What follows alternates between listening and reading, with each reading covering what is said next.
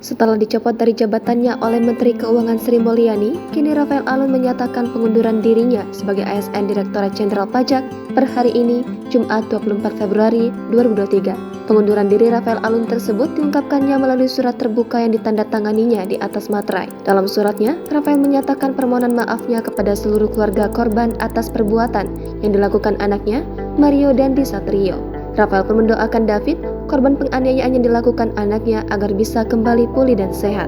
Tak lupa, Rafael juga menyampaikan permohonan maafnya kepada keluarga besar PBNU, GP Ansor Banser, dan seluruh masyarakat Indonesia, serta kepada seluruh pegawai Kementerian Keuangan dan rekan-rekan DJP yang dirugikan atas adanya kasus penganiayaan ini. Kemudian, Rafael pun menyatakan pengunduran dirinya sebagai ASN Direktorat Jenderal Pajak mulai hari ini, Jumat 24 Februari 2023. Rafael berjanji, meski ia mengundurkan diri, ia akan tetap mengikuti proses klarifikasi LHKPN dan proses hukum yang berlaku.